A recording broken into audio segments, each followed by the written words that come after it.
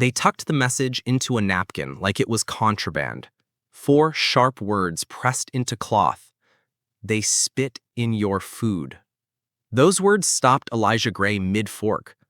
For a man who had survived hostile takeovers and hostile boardrooms, this tiny scrap landed in a place money couldn't smooth.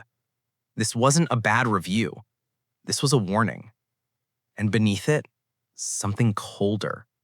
Elijah had flown down to Savannah, not as the chairman people recognized on magazine covers, but as someone who could vanish into a crowd. Hoodie pulled low, plain sneakers, a face that said nothing. He hadn't come to be honored. He'd come because an anonymous note and a pattern of whispers accused one of his upscale venues, the Hearth, of humiliation and deliberate cruelty toward Black guests and staff. He wanted to see, unvarnished, alone. What he walked into wasn't rumor. It was choreography.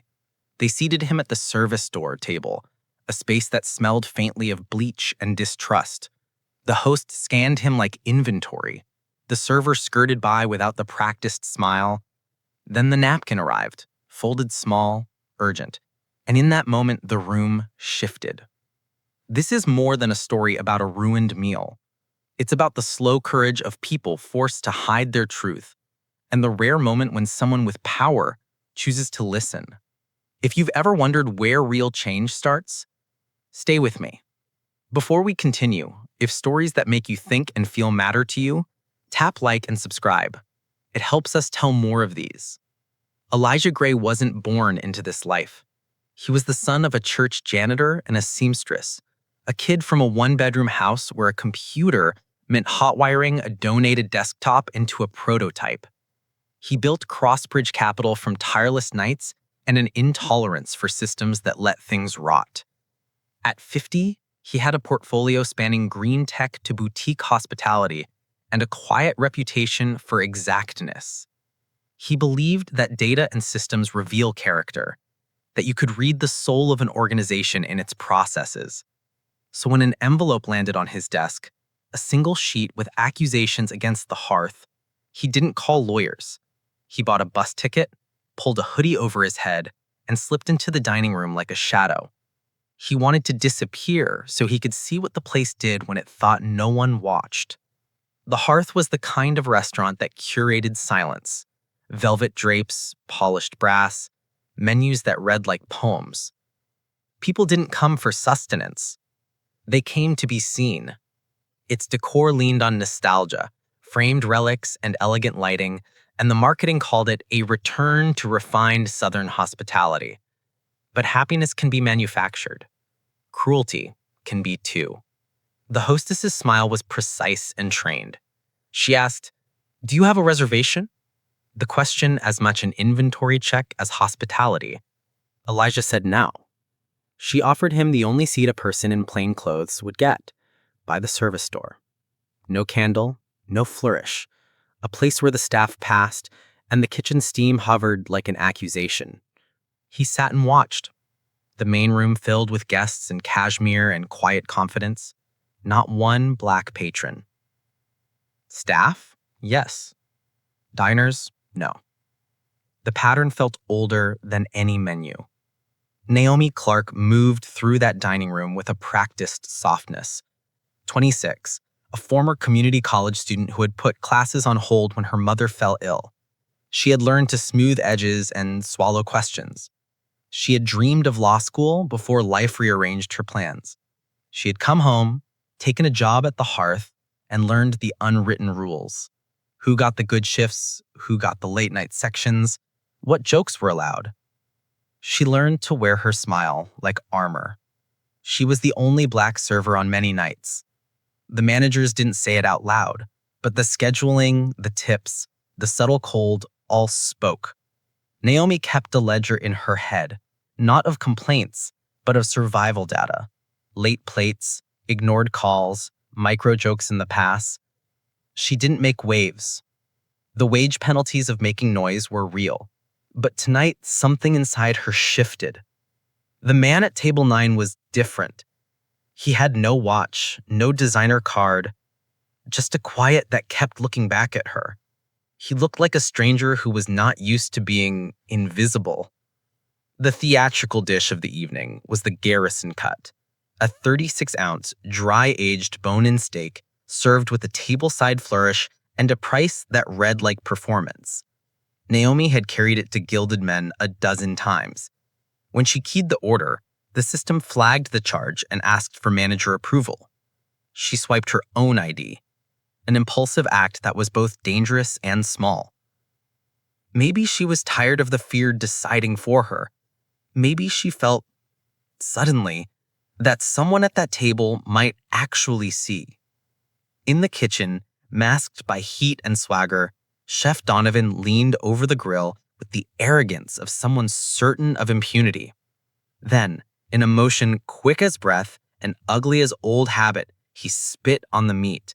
He turned the cut with an ease that made it look like choreography. The sous chef laughed. Naomi saw it at the pass, seconds from the plate. Her throat closed. She could have pretended not to notice. She could have let the ritual continue. But she didn't. She grabbed a linen napkin and a pen. Her hands shook. She wrote, in hurried strokes, "They spit in your meal. Please ask to see the kitchen feed." No name, no flourish. A tiny, urgent confession folded and tucked beneath the place setting as she cleared the bread plate. She left before her courage could cool. Elijah unfolded the napkin slowly, like someone opening a fragile map. He hadn't lifted his fork. The words were uneven and desperate. The phrase that landed hardest wasn't the spit. It was the line, "This house is not safe." Suddenly, it was not a single incident. It was a pattern. He kept his face neutral, slid the napkin into his pocket, and made one quiet call. To security, to extract camera backups, to prepare a discreet review. The manager, a man with a clipboard smile and a practiced tone, led Elijah into the office and stammered about archived footage and looped feeds. When he tried to play local camera clips, the footage jumped, an abrupt 2-minute gap that landed exactly when the plate was prepped. Not an accident. He stopped the screen with a calm that made the air thin. He told the manager to preserve everything and left. He did not create a scene. He did what he had always done: collect evidence. Back at a hotel 2 blocks away, his team acted fast. Cloud backups were pulled, raw streams were decrypted, a clip loaded on his laptop, and he watched. Chef Donovan leaning over the Garrison cut, deliberate, a movement that the camera captured cleanly. The audio picked up a chuckle, a muttered line, "Teaches them their place." And the breath left Elijah's chest. This wasn't one man losing control. This was a culture tolerating cruelty. He encrypted the files and sent instructions. Legal review, staff interviews, preserve everything. Quiet, thorough. That night, he didn't sleep. He felt a heavy clarity. He wasn't coming as a man to be worshipped. He was coming to see how power had been used to humiliate, to create a system that normalized small violences. He wanted to fix it, not just punish it. Punishment without repair often leaves rot. Repair asks questions and rewires the system. Naomi's phone never stopped vibrating after she slipped that napkin across table 9. Every buzz was a new possibility. A call from a manager, a text from security, the dreaded knock of retribution. She walked into the back the next morning like someone stepping into a courtroom. The hostess whispered for her to come in. Her knees hit the tile. She expected anger, or worse, dismissal. Instead, she saw Elijah in the office, hoodie still on, gaze steady. "You're Naomi Clark," he said simply, gesturing to a chair. Her voice barely rose. "I thought you might be." He explained in plain terms he owned the venue, privately, and that he had reviewed footage from the cloud. He didn't promise the world. He promised accountability. 2 choices, he told her: walk away with support and confidentiality, or stay and be part of rebuilding as director of culture and care. Naomi's chest tightened. The offer was both shelter and burden. Which path would give her safety and agency? For Naomi, the decision wasn't immediate. Walk away and erase the night from her life, or stay and carry the weight of change. She chose to stay. It wasn't a leap into comfort. It was a commitment to something she believed could matter beyond paychecks, to rewrite the script of a place that had normalized quiet cruelty. She signed on, trembling but resolute. Elijah moved like someone who understood systems. Legal counsel flew in. Forensic IT specialists decrypted every feed. Unmarked vehicles arrived at midday. By noon, the kitchen resembled a scene of careful inquiry. Chef Donovan, the sous chef, and the general manager were escorted out. Staff watched with mouths parted. Some wept, some breathed relief. Others stood in stunned silence, trying to reconcile fear with a new reality. The people who'd controlled them were vulnerable now to real accountability. Outside, cameras and microphones gathered as Elijah addressed the press without performance. He spoke in fact rather than fury. "We found evidence of intentional contamination and discriminatory practices," he said. "We will not hide it. We will repair it." He introduced Naomi beside him, not as a prop, but as the person who had risked everything for truth. The applause that followed wasn't empty. It was thick with release. 2 weeks later, the hearth closed for renovations that were more than cosmetic. Portraits that had hung like an unspoken endorsement of selective history were taken down. The menus were rewritten, language stripped of smug nostalgia and rewritten to reflect community. New artwork replaced relics, photographs of local Black creators, chefs, and leaders. The burn marks on the kitchen past remained both literal and metaphorical. Policies changed faster than decor. Anonymous reporting lines, mandatory bias training, daily check-ins, these were not box-ticking exercises, but attempts to rewire behavior. Naomi's new office, once the manager's domain, had no plaque at first. It had a circle of chairs where staff gathered weekly. No scripts, no judgment, just talk, sometimes messy, sometimes raw. She asked questions that made people uncomfortable in the best way, about assumptions, about who sat near the window, about how schedules were made. She demanded rotation so no single server bore the brunt of bad tables. She introduced small rituals, an opening check-in, a moment after a rush to decompress, and anonymous note boxes that were actually read and acted upon. She also returned to school at night, a quiet pact supported by an offer Elijah made to fund her studies if she chose to finish her law degree. He called it an investment, not in a resume, but in capacity. Naomi took classes while pacing the floor between meetings and service, carrying both a ledger of policy and a head full of tort law. Some nights she cried into her apron, but most nights she read cases between orders. The arrests and investigations didn't end the mess.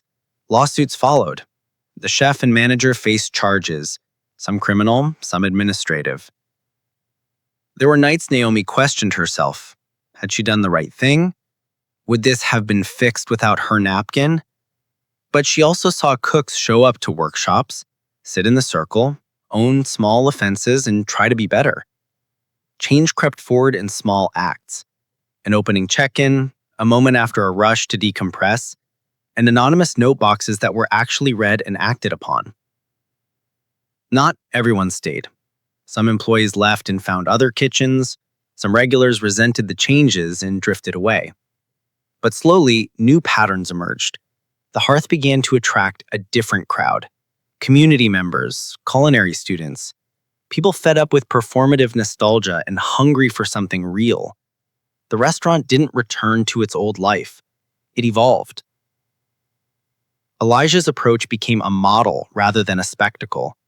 He could have leaked footage for clicks, could have made a public example and walked away.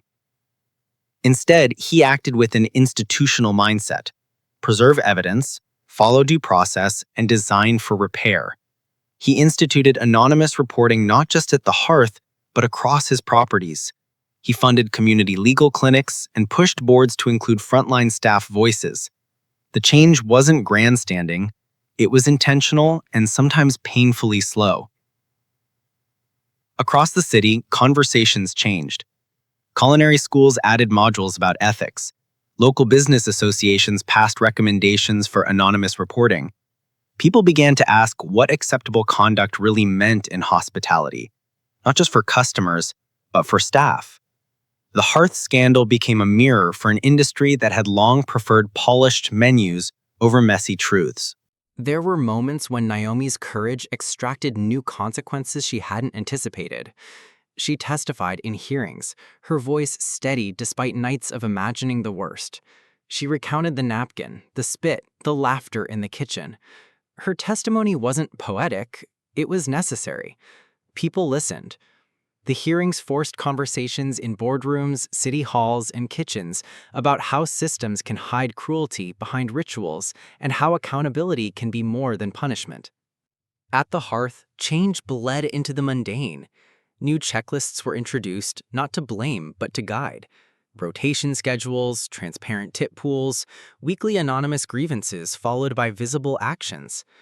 Naomi organized listening circles where staff could speak without censure. Sometimes the conversations were ugly, sometimes redemptive.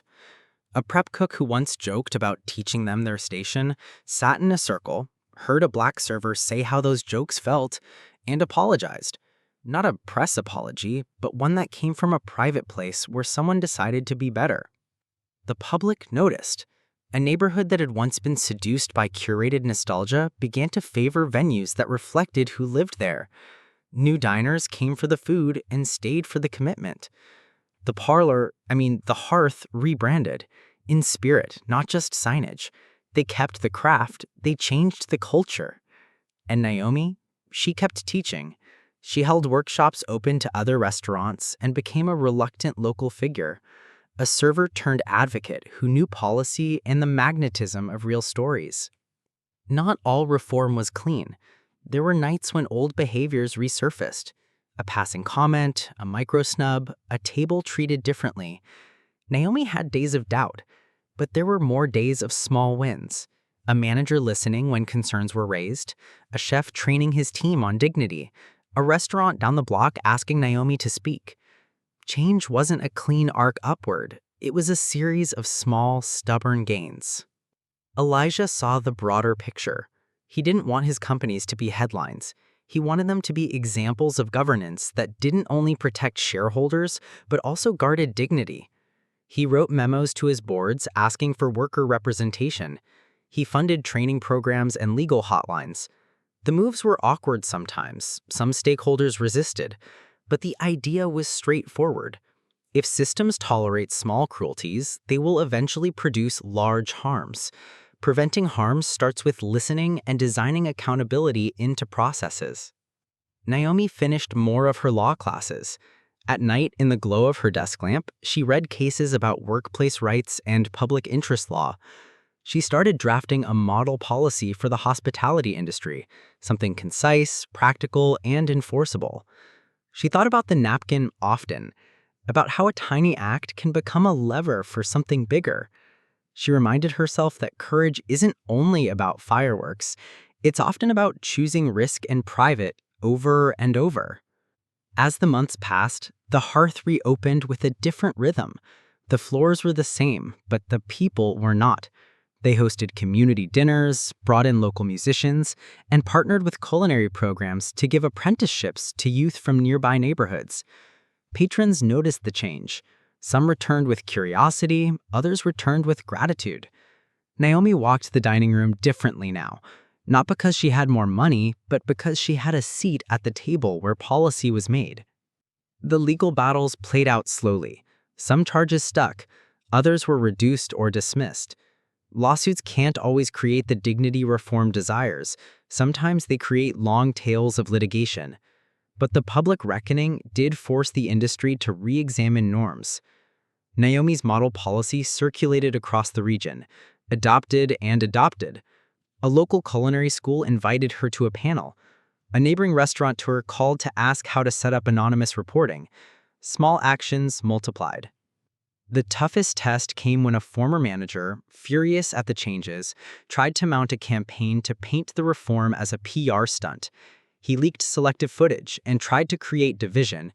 Naomi felt the pressure spike again, her inbox filled with threats and angry comments.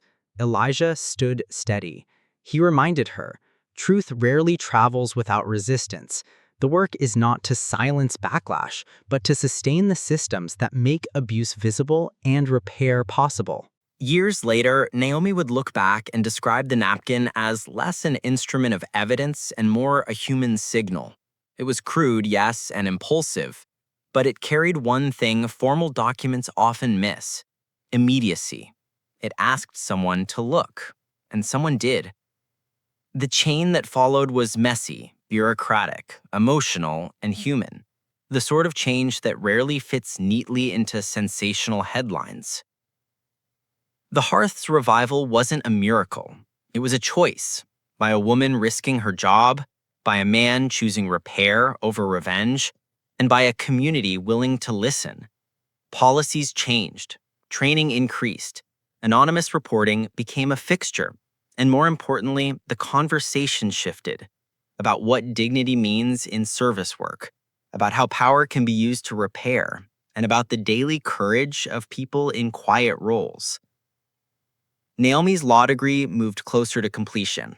She taught workshops at night, helped draft regional guidelines for hospitality ethics, and partnered with local nonprofits to support workers facing retaliation. Her name began to appear not as a footnote, but as an example. Courage coupled with responsibility creates lasting change. She continued to wait cables some nights, not out of necessity, but to stay connected to the people whose lives policy actually affected. Elijah kept the work going. He created a fund for hospitality worker education, funded audits at venues across his portfolio, and pushed corporate boards to include worker representation. He used his influence to keep the conversation focused on repair and systems change, not celebrity apologies. The work was imperfect and long. There were setbacks and relapses. But over time, the accumulation of small commitments altered behavior. What the story asks of you is not hero worship. It asks a quieter thing. What small act might you risk that could shift a system? Naomi didn't write a manifesto. She wrote a message on a napkin. It was imperfect, urgent, brave. It met someone who could act. That meeting, courage and action, is the hinge. So ask yourself, what did you see and let pass? What tiny step could you take tomorrow to hold someone accountable or protect someone's dignity? Maybe it's a note. Maybe it's a call. Maybe it's showing up to a meeting. Maybe it's listening to the person who has been quiet for too long. Courage doesn't always roar. Sometimes it writes on a napkin and tucks it into a place where it can be found. If this story moved you, do something small that matters. Share it. Talk about it. Support policies that protect dignity at work. Hit like and subscribe if you want more real stories about ordinary people doing extraordinary things. Tell us in the comments, have you ever risked something to speak up? What happened? Your story might be the next small spark. Because sometimes revolutions begin with the quietest instruments: a napkin, a whisper, a choice to act. When those instruments meet someone willing to use their influence for repair, the world tilts a little toward dignity. Thank you for listening. If you want more true stories with heart and consequence, stay with us. We'll be back.